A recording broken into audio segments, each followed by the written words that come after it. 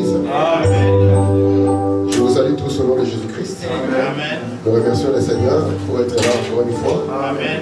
Et de pouvoir continuer dans notre étude de la parole de Dieu. Amen.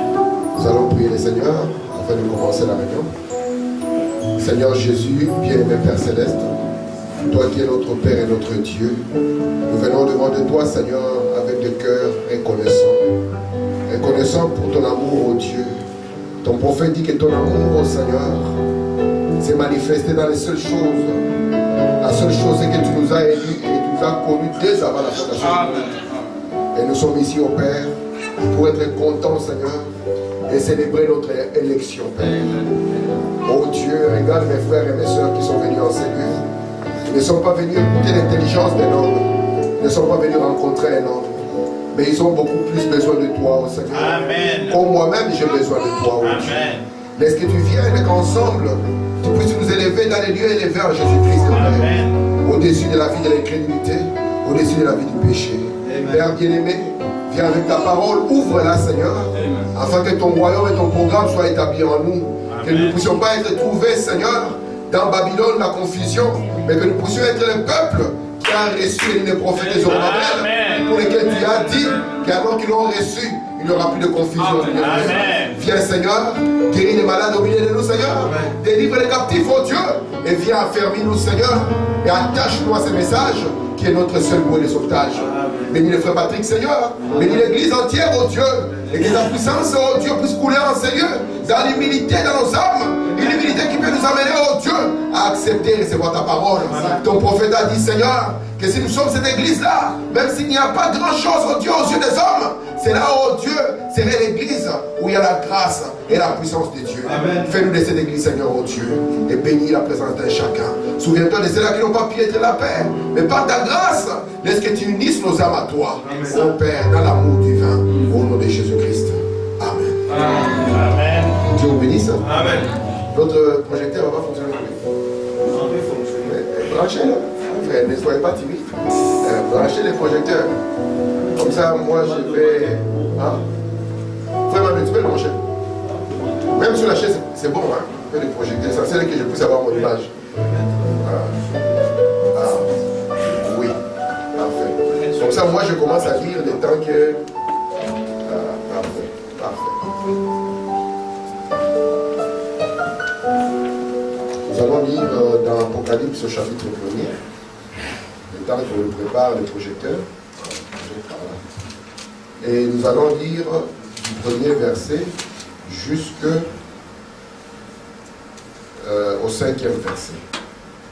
Apocalypse chapitre 4, je suis en train de lire le premier jusqu'au 5e verset. Écoutez la Bible. Après cela, j'ai regardé et voici une porte était ouverte dans le ciel. La première voix que j'avais entendue, comme le son d'une trompette qui me parlait, dit, monte ici et je te ferai voir ce qui doit arriver dans la suite. Verset 2. Aussitôt je fus ravi en esprit et voici il y avait un trône dans le ciel et sur ce trône quelqu'un était assis. Verset 3. Celui qui était assis avait l'aspect d'une pierre de jaspe et de sardoine et le trône était environné d'un arc-en-ciel semblable à de l'émeraude. Autour du trône, j'ai vu 24 trônes. Et sur ces 24 trônes, et sur ces trônes, 24 vieillards assis, revêtus de vêtements blancs, et sur leur tête, des couronnes d'or. Verset 5. Du trône sortent des éclairs, des voix et des tonnerres. Devant le trône brûlent 7 lampes ardentes, qui sont les 7 esprits de Dieu. Amen. Amen. Que Dieu ajoute des bénédictions à la lecture de sa parole. Amen. Nous sommes déjà reconnaissants et nous remercions Dieu parce que nous avons notre projecteur. Amen. Merci beaucoup. Je me sens bien parce que lui qui s'est battu pour le trouver, c'est un bon. J'ai vu que c'est vraiment la qualité. Donc moi, quand j'ai des projecteurs, je me sens bien. Frère Mathieu, je commence à me sentir bien. Que Dieu soit loué. J'espère qu'on va voir. Ah, c'est parfait, hein? Ouais, ça fait du bien, hein? Oui.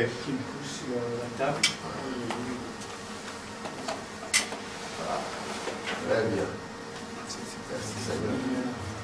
Ok. Tout le monde voit là? Oui. Ah, ça c'est bien. Vous pouvez vous asseoir. Que Dieu soit loué. On va terminer une minute, merci encore. Donc, aujourd'hui, je vais parler sur le verset 4. Mais avant de parler sur le verset 4, je vous ferai un peu que je revienne sur ce que je viens de dire, afin de rétablir un peu ce qui doit être fait. Regardez un peu. Après cela, j'ai regardé et voici une porte était ouverte dans le ciel. Frère Branham nous a dit qu'après cela signifie après les âges de l'Église. Amen. Je vais venir avec beaucoup de preuves incontournables pour vous montrer que quand on arrive ici, l'enlèvement est déjà de l'histoire. Je vais venir avec beaucoup de preuves. Où on met ça, quelqu'un ferme la bouche, il ne parle pas. Il y a un frère avec qui je parlais une fois, il m'a dit, frère Tim, je lui ai dit, promets-moi d'abord que tu vas te repentir. Il m'a dit non. Moi, il dit, parce que ce que tu viens de dire là, je vais mettre frère Branham devant tes yeux. Promets-moi. Il a eu peur. Amen. Moi, je lui ai dit, et il a dit, frère Tim, il n'explique pas. Je lui ai dit, moi, quand je parle avec vous sur ce forum, je n'explique rien. Voilà. Je mets que les citations et tout est dedans. Il dit, frère, promets-moi. Le frère a tremblé. J'ai dit, je vais mettre frère Branham. J'ai mis frère Branham. Il a lu frère Branham, il était choqué. Il a fou. J'ai dit, à l'époque, on aimait les prophètes. On pouvait dire, ok, j'ai compris que c'est ça la vérité. Et je m'y accroche. Aujourd'hui, on aime les églises et les pasteurs. Plus que les prophètes, et c'est une honte. C'est pour cela que n'ayez pas peur, même si nous sommes un petit groupe. Amen. Parce que ce que Dieu cherche, ce n'est pas la quantité des gens.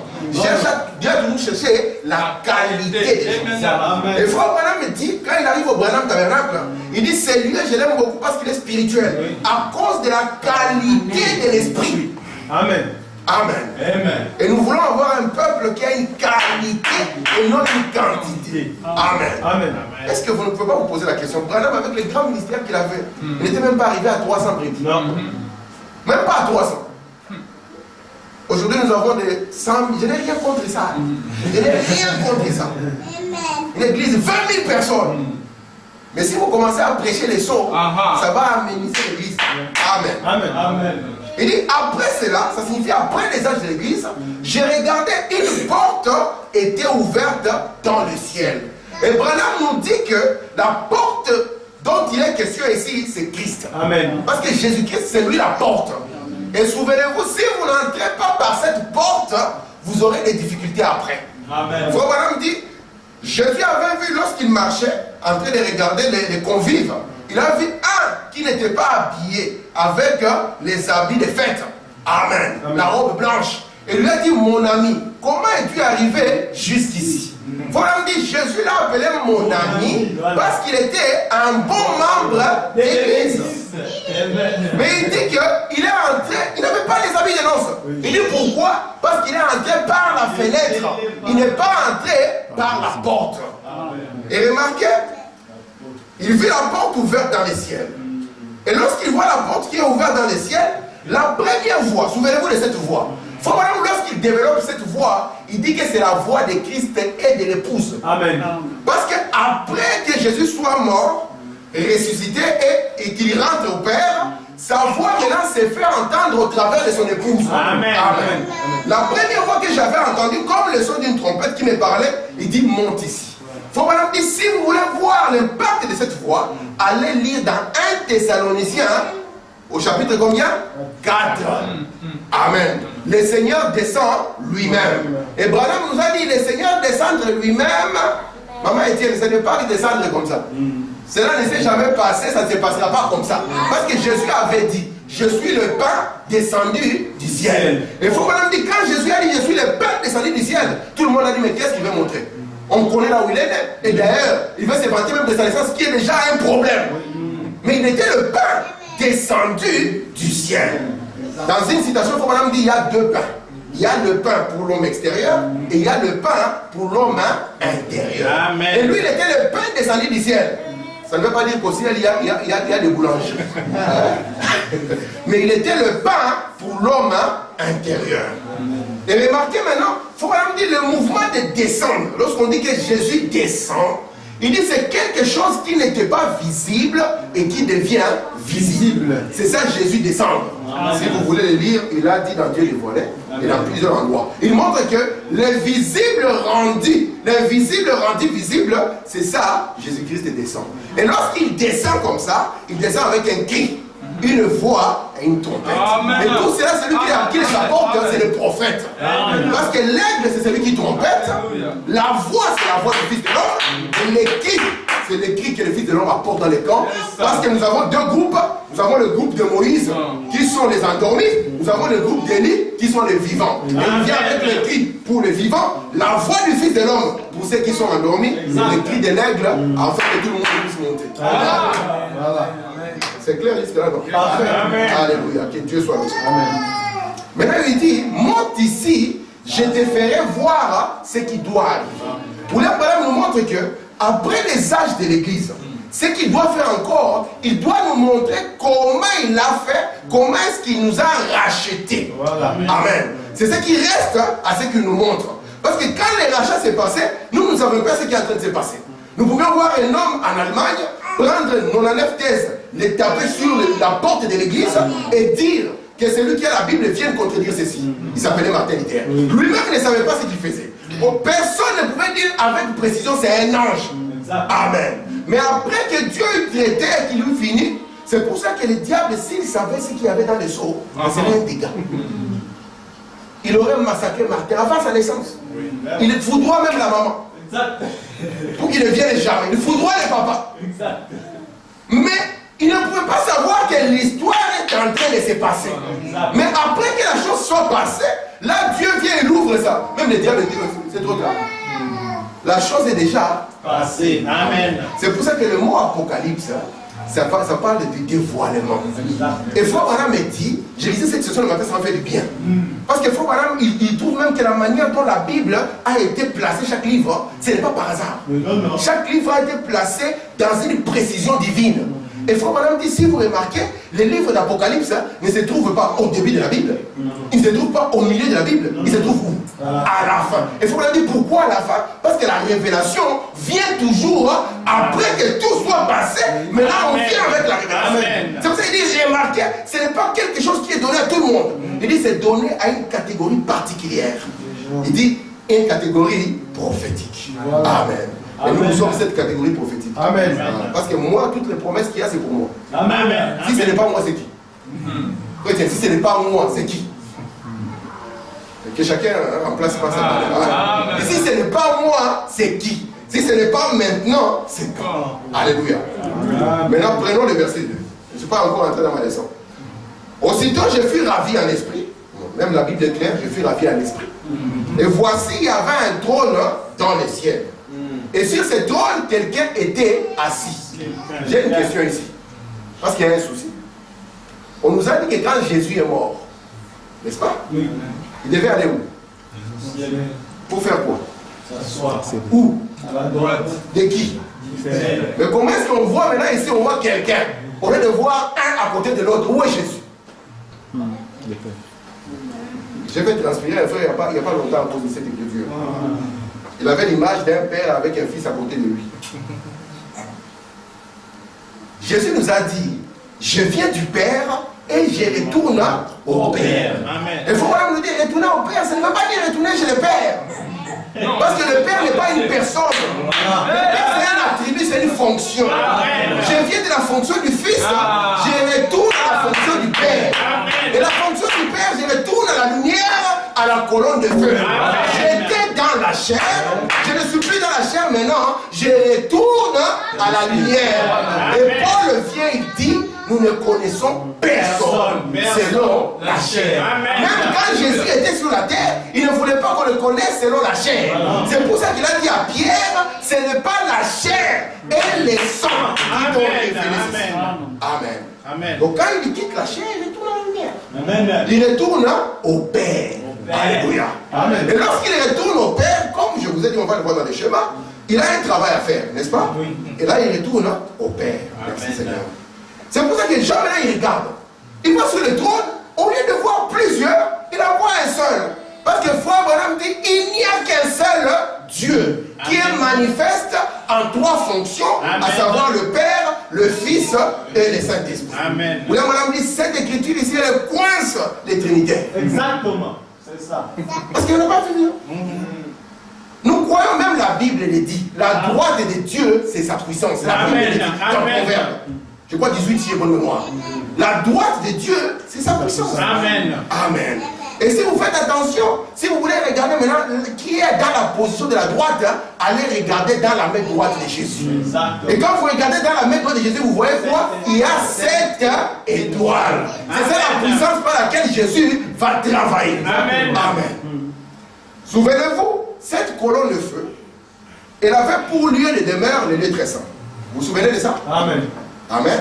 Amen. Mais la lumière qui devait allumer les chandeliers ne pouvait pas être un feu étranger. Vous amenez le feu des briquets qui viennent d'Haïti, vous étiez foutus. Vous amenez, je ne sais pas, les allumettes du Congo, vous étiez foutus.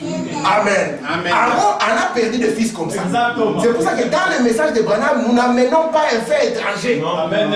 Oh, nous avons vu, les pentecôtistes ont fait des choses. Non, ici, il n'y a pas le feu étranger. Non. Ici, on amène le feu de la colonne de feu. Amen. Amen. C'est pour ça qu'un prédicateur ne doit jamais vous faire peur. Amen. Je vais ôter la peur des prédicateurs de vos cœurs.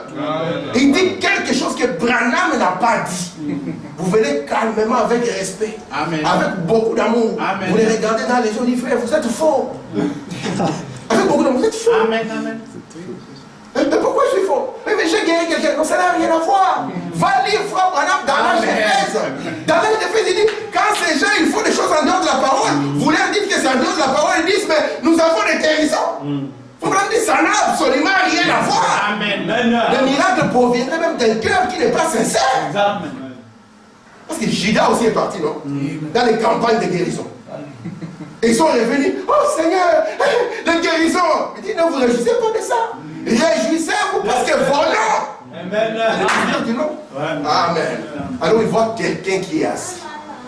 Et celui qui est assis maintenant, il a l'aspect d'une pierre de jaspe et de sardoine. Et nous avons vu avec vous que la pierre de jaspe et de sardoine, c'est la pierre de Ruben et de Benjamin. Amen. Amen. Et ces deux pierres montrent qu'il est l'alpha et l'oméga. Il faut madame dire rien entre. Amen. Oui. C'est pour ça que vous, nothing between. Donc il est rien entre. Il est l'alpha et l'oméga. Amen. De la même manière qu'il vous a connu dans l'alpha, c'est de cette manière qu'il est dans l'oméga. Le temps là, c'est rien du tout. Amen. Amen. Parce qu'il a permis même que des enfants viennent dans l'état, ils sont prostitués. Oui, exactement. Est-ce que Rahab n'était pas prostituée? Exact. Et d'ailleurs, on dit toujours la prostituée. Ah! Mais ça fait longtemps que j'ai arrêté ça, frère. Non, la prostituée. Mais avant la fondation du monde, elle n'était pas une prostituée. Alléluia. Et dans la perfection de Dieu, elle n'est pas une prostituée non plus. Non plus. Frère Branham dit, vous voyez les Bibles souvent, les Bibles anciennes, parce qu'aujourd'hui les Bibles ont changé de version.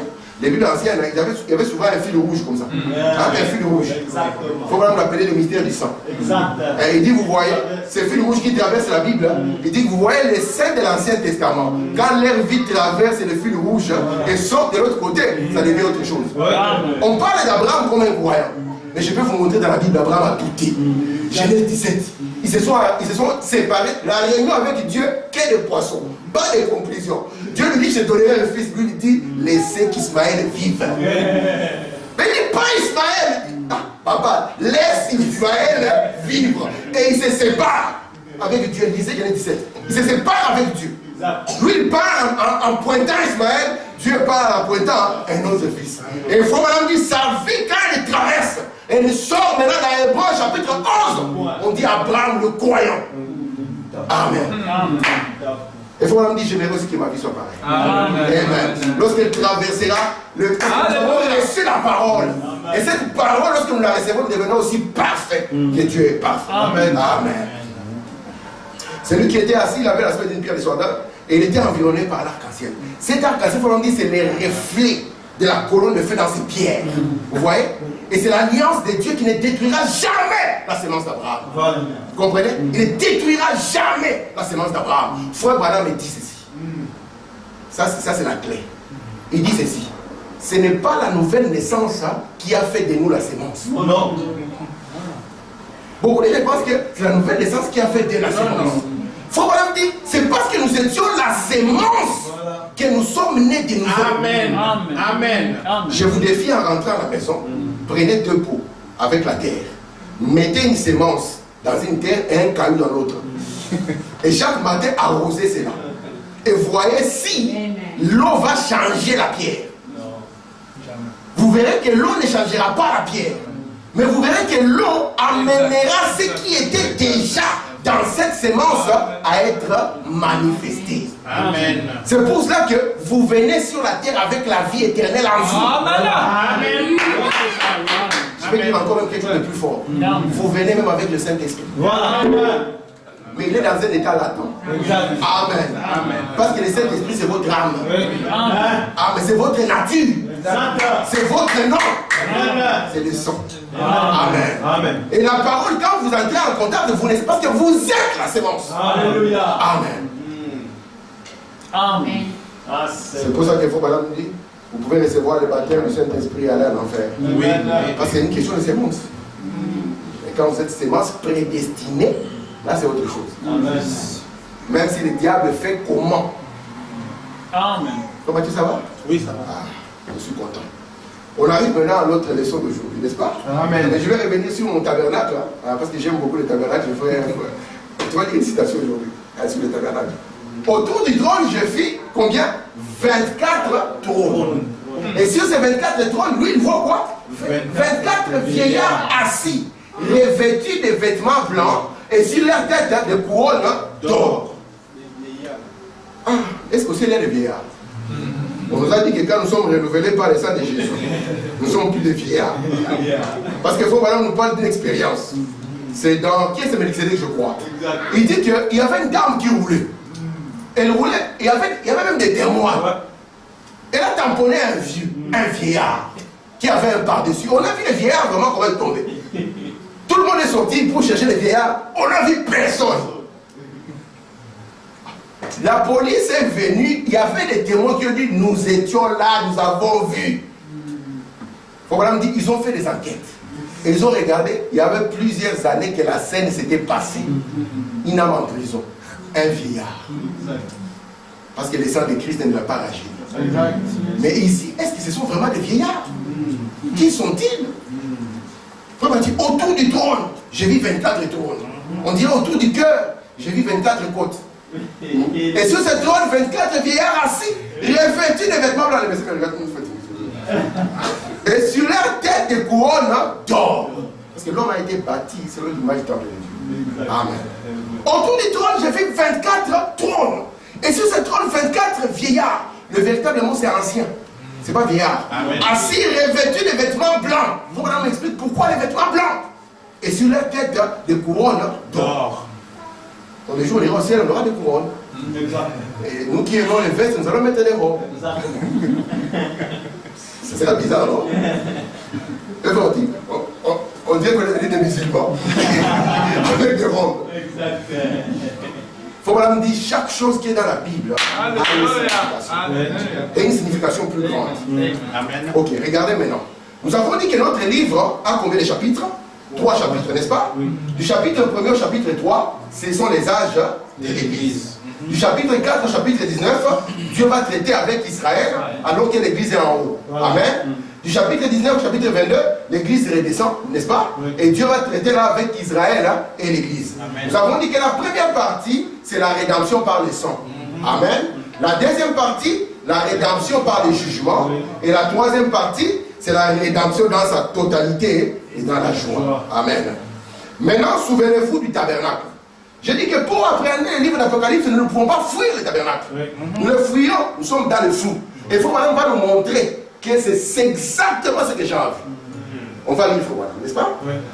Remarquez un peu. Nous avons vu que Jésus était la porte, n'est-ce pas? Vous savez que nous sommes des gentils. Amen. Amen. Mais comment est-ce que nous sommes venus à nous allier à Israël? Comment est-ce que le Dieu d'Israël est devenu notre Dieu? Il est devenu notre Dieu au travers du mariage. Exactement comme la vie de Ruth était. Ruth était une Moabite, n'est-ce pas? Amen. Amen. Et Moab, c'était l'autre côté de la mer morte. C'était la mort. Et remarquez maintenant, lorsqu'elle s'est ralliée à Naomi, C'est là où qu'elle dira à Naomi, ton Dieu sera mon Dieu. Amen. Et nous allons voir que Ruth a été intégrée à Israël au travers de la tribu de Juda. C'est pour ça que Ruth, toutes les prostituées, les mauvaises femmes là, ce sont des ancêtres de Jésus. Amen. Tamar qui a fait des choses bizarres, ancêtre de Jésus. Rahab, la prostituée, ancêtre de Jésus. Ruth, la Moabite, toujours ancêtre de Jésus. Amen.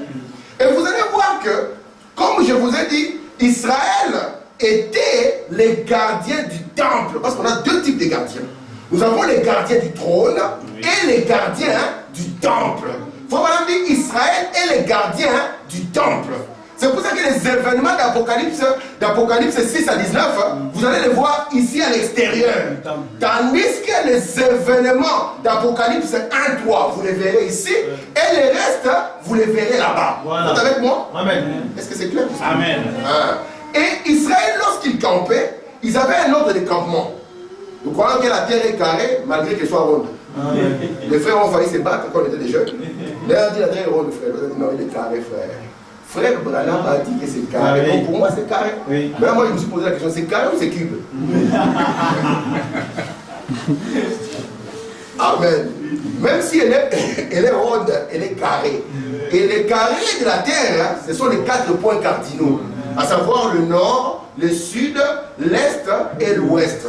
Et quand ils ont établi le temple selon la vision de Moïse, l'entrée du tabernacle était à l'est. Et celui qui entrait devait parcourir de l'est jusqu'à l'ouest. Et c'est la raison pour laquelle Jésus a dit, comme l'éclair part de l'Orient et se montre en Occident, de même sera l'avènement du Fils de l'homme. J'ai aimé beaucoup le verset que tu as chanté. Ça va te transporter au vieux jour. Amen. Les vieux jours, un secret absolu. Amen. Alléluia. Merci Seigneur. De sorte maintenant que tout adorateur qui vient, premièrement doit passer par la porte de l'Est. Voilà. Et la porte de l'Est, c'est la porte de la repentance. Amen. Amen. Vous ne pouvez pas échapper à la repentance. Vous devez mourir à vous-même. Amen. Amen. Vous devez mourir, monter sur l'autel des sacrifices. Amen. Amen. Afin de vous débarrasser de tout ce qui est de l'humain. Parce que vous êtes appelés maintenant à faire partie de la famille de Dieu. Amen. Après, vous êtes lavés par les eaux de séparation. Amen. Amen. Et là, vous pouvez entrer maintenant dans l'assemblée des saints et recevoir une robe blanche. Amen. Vous êtes avec moi? Amen. Amen. Alléluia. Amen. Merci Seigneur. Amen. Comme vous vous souvenez, nous avons dit que c'est la maison à 3 pièces. Dieu a vécu dans une maison à 3 pièces. Amen. À savoir le corps, l'âme et l'esprit de Jésus-Christ. Voilà. Il y a des pasteurs qui ont vu la station, ils ont failli fuir. Ils ne feraient pas fuir. C'est Branham. Quand on est avec le prophète, on ne se pose pas les questions. On dit Amen. Ce qu'on n'a pas compris aujourd'hui, même dans 15 ans. Oh, merci Seigneur. Mais je suis d'abord un croyant. Mais Jésus, s'il venait aujourd'hui, frère, même avec les destinations, on va fuir, on va les jeter dehors. Il vient devant le peuple. Il déclare sans explication, celui qui mange pas ma chair, qui ne boit pas mon sang, n'a pas la vie éternelle. C'est parce que les frères continuent encore, ils ont des frères Patrick, tu vois votre gaillard, il commence. Et puis il va dans la loi, il prend la loi de Moïse noir sur blanc. Tu ne boiras jamais du sang humain, tu ne mangeras pas la chair humaine. Il dit cet homme est faux. Fuyons. Mais celles-là qui étaient là, ils ont déclaré à qui irions-nous encore? Amen. Moi, ce message a satisfait ma soif. Amen. De toutes les histoires des religions. Exact. Je ne cherche plus, j'ai trouvé. Amen. Moi, si on a, j'ai toujours dit à Frère, si on a lu Frère Wanamba, moi je continue la vie normale, j'ai fait autre chose, tout ça, tout et tout. Mais on ne me verra pas dans une mosquée, dans une synagogue, on ne me verra plus. Au bouddhiste, jamais plus. Si vous avez fait voilà, moi aussi je prends les histoires de Dieu, tout ça, je mets ça à côté. Pour moi, c'est lui qui finit l'histoire de Dieu. Amen. Amen. Amen. Parce que Frère Madame dit, après ceci, l'esprit ne parlera plus. Amen. Mais il amènera pour nous un message de consolation. Voilà. Merci Seigneur. Alors remarquez, quand Jésus était sur la terre, je vous ai dit, il était dans la chair. Et dans la chair, Jésus était un homme. Lorsque Branham dit qu'il était 100% homme et 100% Dieu, j'ai beaucoup de citations. faut pas me dire que Jésus était 100% homme et 100% Dieu. C'est facile de le dire, non? Mais il faut être précis, montrer où est la divinité et où est l'humanité. Parce qu'on a toujours prêché la divinité de Jésus. On n'a pas voulu prêcher l'humanité de Jésus. Il faut vraiment dire, dans sa chair, Jésus était un homme. Oui, il va plus loin. Parce qu'on ne peut pas tuer Dieu. Non. Et Dieu ne peut pas naître. Sinon Marie serait la mère de Dieu. Vous ne pouvez pas arracher ça aux catholiques. Quand ils diront Marie, mère de Dieu. S'il est Dieu, disons ensemble, Marie, mère de Dieu. Et encore c'est plus grave. Parce que si c'est votre mère, ça signifie qu'il a commencé même avant vous. Quelqu'un qui est venu avant votre Dieu. On dit Jésus-Christ elle-même ne change pas. Mais Jésus dans la chair, il a changé. Quand il avait 3 ans, c'était un bébé. Après il est arrivé à l'âge où il a poussé la barbe. On peut voir, si Frère Patrick commence aussi à nous rejoindre dans notre unité, hein, vous voyez le groupe de gens là qui ont perdu les cheveux. On dit, tu changes, hein? Dans la chair, Jésus n'était pas Dieu. Frère Branham dit qu'il pouvait avoir faim. Dans la chair, il y avait des choses qu'il ne connaissait pas. Arrivé au 7e saut, est-ce qu'il a expliqué? Tu vas chanter ici, non? Même Jésus. Ça veut dire qu'il n'aime pas Jésus. Est-ce que ça veut dire qu'il n'aime pas Jésus? Dans la chair, Jésus était limité. Il ne pouvait pas faire autre chose que ce que lui disait l'Esprit qui était en lui. Amen. Il faut maintenant dire d'abord Jésus, le baptême qu'il a reçu, c'est le baptême du Saint-Esprit. Aujourd'hui, tu es venu descendre Jésus ici, frère. Je suis en train de glorifier Jésus. Amen. Il faut maintenant dire qu'il était le premier fils dans la prise du Saint-Esprit. Et William Branham va plus loin.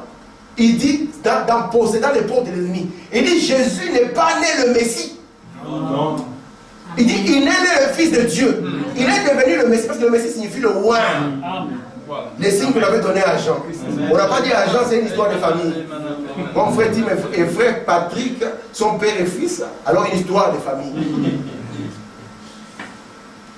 C'était son propre cousin. Mais on lui avait dit, les signes là, quand tu les verras, l'esprit descend de l'onction sur quelqu'un, qu'il soit ton cousin, qu'il soit ton père, qu'il soit ton frère, qu'il soit quelqu'un de notre clan, c'est lui le Messie. Et Frère dit, il est devenu le Messie. Et en devenant le Messie, il était le prophète de Dieu. C'était l'accomplissement de ce que Moïse avait dit, l'Éternel est votre Dieu. Amen. Un jour, il y a un musulman qui me dit, écoute frère, non, tu vois la promesse de Moïse, l'Éternel est votre Dieu. Vous suscitera du milieu de vos frères un prophète comme moi. C'était Mohamed, il dit stop. Là, tu ne vas pas avoir stop. Il dit, détaillons les choses. L'Éternel, votre Dieu, vous suscitera au milieu de vos frères. Vous êtes les frères d'Israël. De quelle tribu?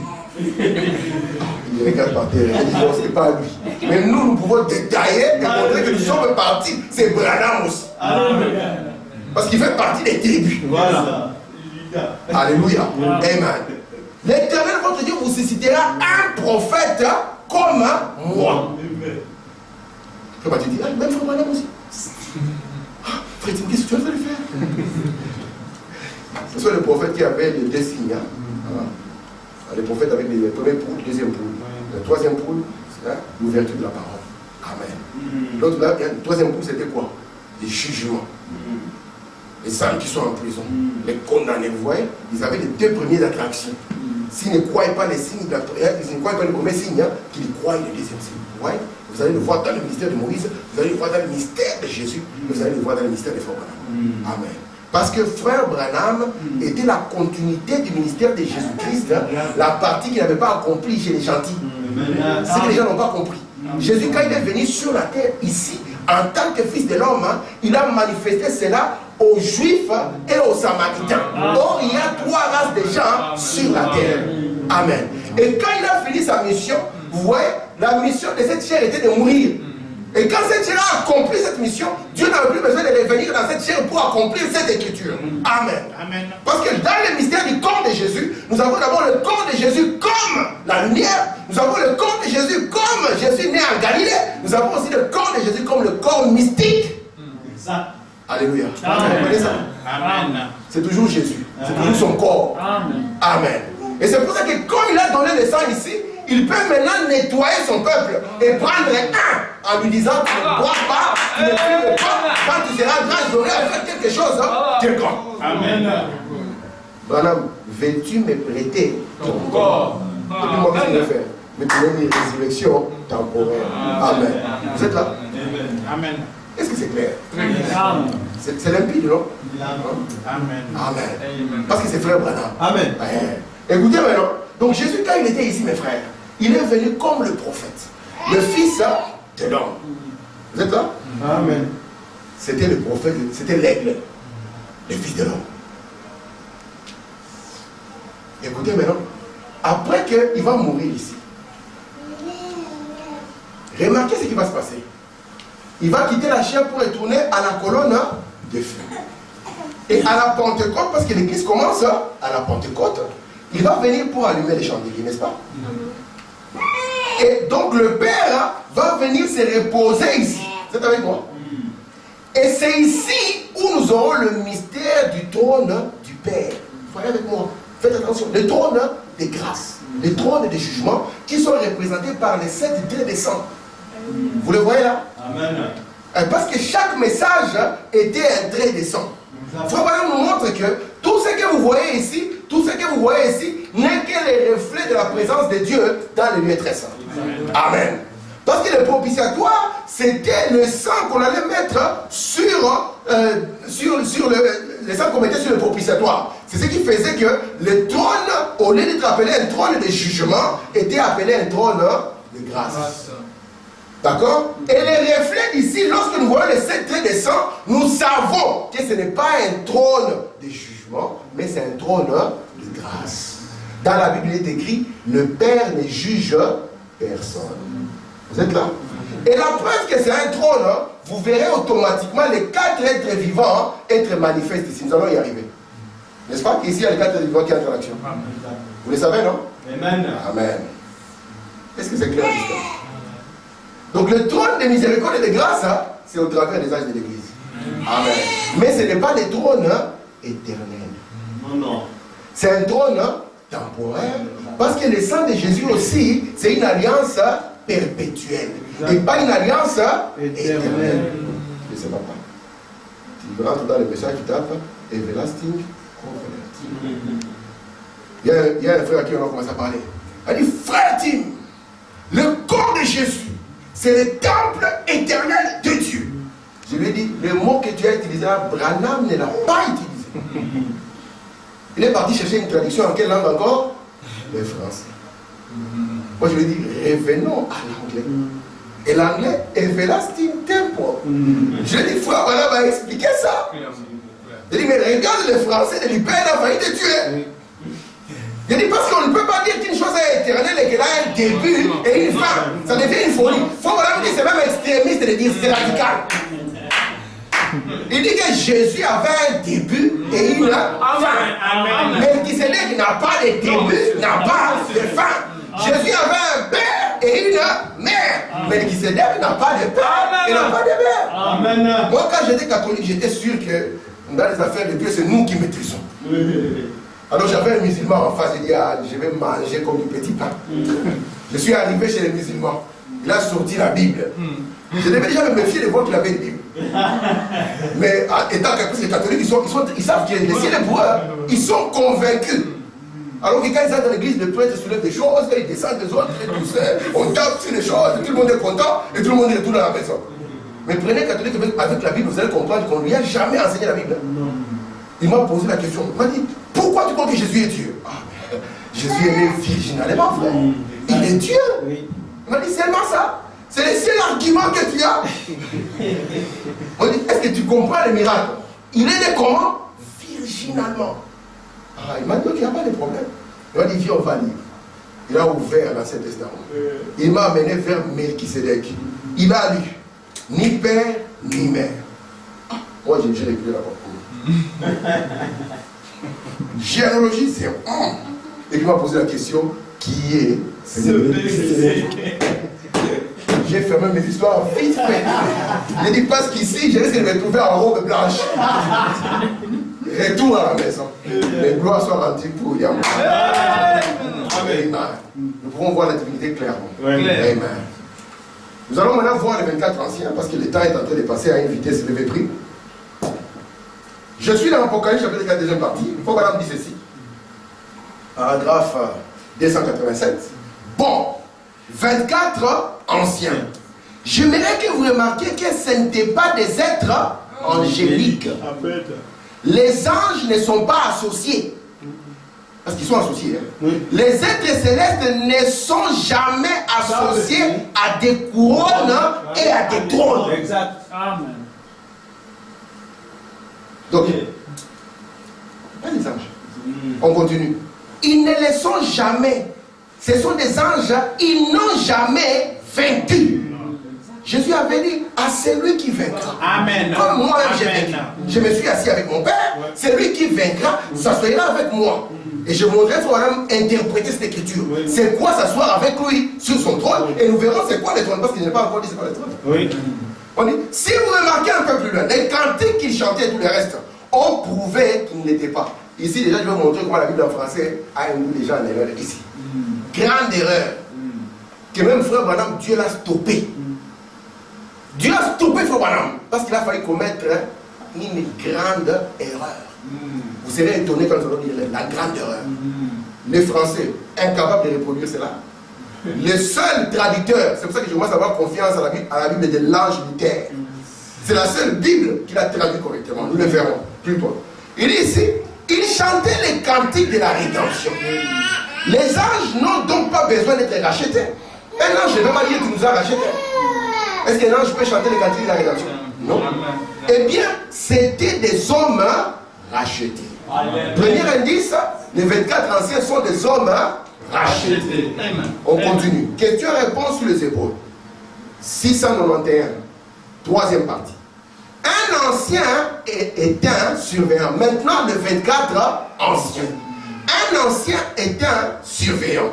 Et bien remarquez, ils étaient 12 patriarches et 12 apôtres. Ils étaient assis d'un côté et de l'autre. C'était les 24 anciens qui étaient les 12 patriarches d'un côté, l'Ancien Testament, les 12 apôtres de l'autre côté, le Nouveau Testament. Je vais revenir sur le schéma, comme le tableau est là, Patrick, ma joie est complète. Voilà. Je vais revenir maintenant sur mon schéma de l'enlèvement avec les 12-12. Amen. Voilà. Parce que d'un côté, on avait les 7 âges d'Israël, de l'autre côté, les 7 âges de l'Église. Jésus n'a-t-il pas dit, vous serez assis sur 12 trônes et vous jugerez les 12 tribus d'Israël. Vous voyez ça? D'un côté, l'Ancien Testament, de l'autre côté, le Nouveau Testament. Frère Mathieu, ça va jusque-là? Oui, oui. Amen. Nous continuons. Apocalypse, chapitre 14e partie. Eh bien, nous avons vu que c'était des anciens. Le terme ancien n'a jamais été appliqué à un ange, ni à n'importe quelle créature. C'est un être humain qui a été racheté. Les anciens. Les trônes, les couronnes, les dominations, cela ne s'applique jamais aux anges. Les couronnes et les trônes et autres appartiennent aux êtres humains. Amen. Ces anciens étaient couronnés, vêtus et assis sur le trône. Et nous avons vu d'autres passages des Écritures que c'était les 12 apôtres. C'était aussi les 12 patriarches. Ils étaient à 24, c'est ce qui représente 24. 12 apôtres et 12 patriarches. Voilà. C'est pour ça que quand Jean a été enlevé, après avoir pleuré, la seule des choses qui l'a calmé, c'est parce que Jean a vu Jean. Amen. Amen. Merci Seigneur. Amen. Ça vous calme. Amen. Merci mon Dieu. Je continue dans 303.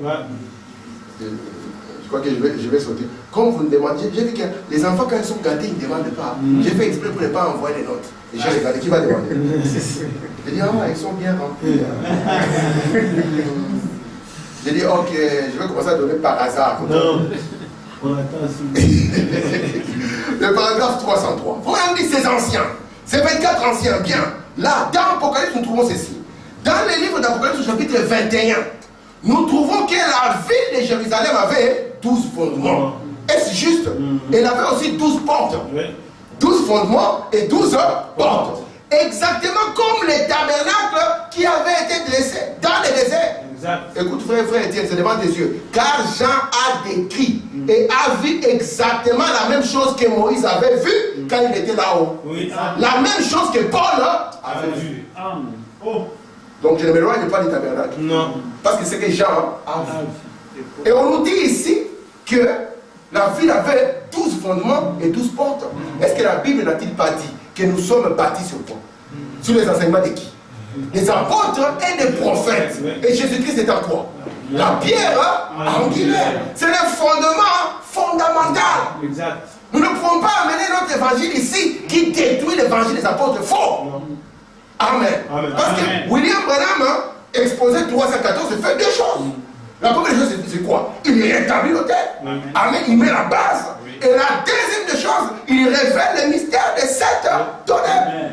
Amen. Amen. Amen. Nous ne pouvons pas casser les fondements.